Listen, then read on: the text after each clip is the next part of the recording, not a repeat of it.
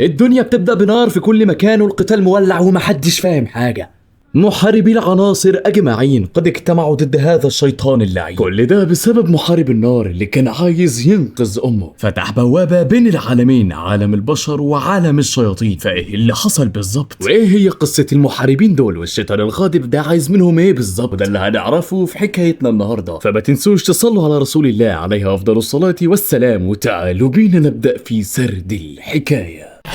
قبل بداية القتال الرهيب ده بنشوف بوابة غريبة بتتفتح والكل بينظر ليها في اندهاش. بوابة غريبة تفصل بين عالم البشر وعالم الشياطين، بيخرج منها ذلك الشيطان بيتقدم أمام بطلنا محارب النار زوان، وهو من محاربي العناصر الخمسة: النار، الماء، المعادن والخشب وحتى الأرض. محاربين أسطوريين قاموا بتسخير عناصر الطبيعة لمحاربة ومقاتلة الشياطين ومنعهم من التسلل لعالم البشر. الشيطان بيقول له: اتكلم، انت ايه اللي خلاك تفتح البوابة؟ قال له: عايز استخدم قوتك في ان اعالج ام المريضة. الشيطان قال له: انت بتهزر ولا ايه؟ يرحم امك، هو في شيطان بيعمل خير؟ غلالي. وهنا بدا القتال. زوان على طول بيشتعل والحماس ولع، لكن الشيطان ده قوي بغباء، سرعتهم رهيبه ولا تكاد توصف. الشيطان ضربه في بطنه وخلاه يبصق الدماء، اشتغل تشريح فيه والواد يعني دراعه بيتكسر، ولكنه مش بيستسلم وبيشتعل من الحماسه، بينطلق عليه بكل ما يملك من قوه وما عندوش يمر حميد. زوان شغال يكسح في الشيطان بكل قوته الناريه ومش مديه فرصه، بس هل الشيطان هيسكت عنها؟ بينطلق عليه بكل ما يملك من قوه لدرجه انه بيفشخ العمود اللي ماسكه زوان. قتال مبهر بكل ما تحمله الكلمه من معنى، وبعدها بنشوف انصال جليديه بتوقفهم عن الحركه. محارب الماء يا جماعه، كل المحاربين حضروا كده، الوضع شكله هيقلب جمدان. وبينما هم مشغولين بنلاقي شيطان صغير بيخرج بره البوابه وبيهرب منها. بيحتدم القتال اكتر واكتر، والشيطان بيطور من نفسه وبيكسح محارب النار، بيخطف ام محارب النار واخت محارب الماء، لكن ساعتها بيتدخل محارب الماء وبيقول: رجع اختي انا.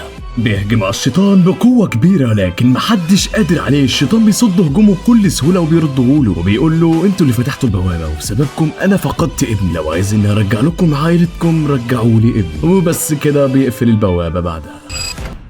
وبعد مرور 3 سنوات من هذه الأحداث بنروح لقرية صغيرة على سفوح أحد الجبال. بنشوف بنت صغيرة مليانة طاقة وحيوية ونشاط واسمها سو، وهي في طريقها للبيت لما كانت بتجمع الأعشاب بتعدي على كل واحد وبتسلم عليه شويتين. عمها السادس والسابع واللي كانوا بيتكلموا عن تأثير الإكسير اللي خلى صحتهم زي البومب والحديد، وكمان العم الخامس الصيدلي واللي كانت بتجيب له تلك الأعشاب الطبية. بتدخل بعدها لأبوها الأخ الثالث والحاكم لتلك القرية البسيطة، لكنها غصب عنها بتوقع منه دواء غريب والبنت بتتأسف. بس ايه الدواء الغريب ده؟ هل يعقل هو ده نفس الإكسير اللي كانوا اخواته بيتكلموا عليه؟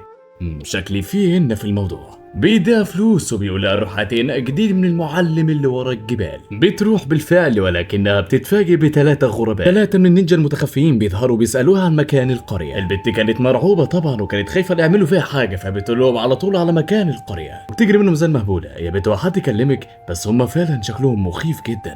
البت بتقع من الخوف وبتقعد تتدحرج لحد ما بتخبط في لوح حجري ضخم جدا مكتوب عليه: روح مخفيه في تل الضباب. البت اول ما نطقت اللي عليه بدا ينور، اترعبت اكتر وفضلت تجري لحد ما لقت صاحبنا المحارب الاسطوري شغال يستحمى، فبتتكسف وتقع من كتر الاحراج. بيقعدوا مع بعض حبتين وبيقول لها: انت اللي جابك هنا؟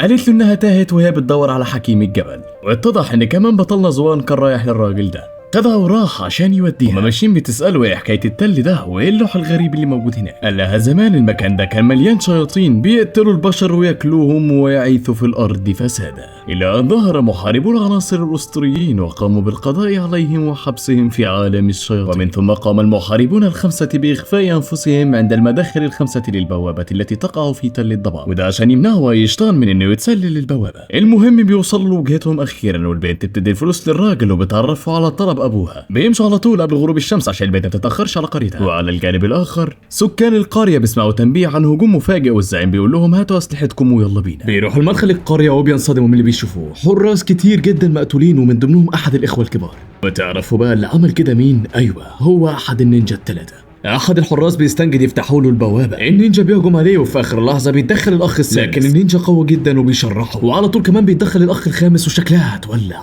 وفي تلك الاثناء كانت سو خلاص وصلت القريه وبتشاهد ما يحدث في ذهول تام. زوان قال لها: اياكي تتحركي، الوضع خطير لابعد الحدود.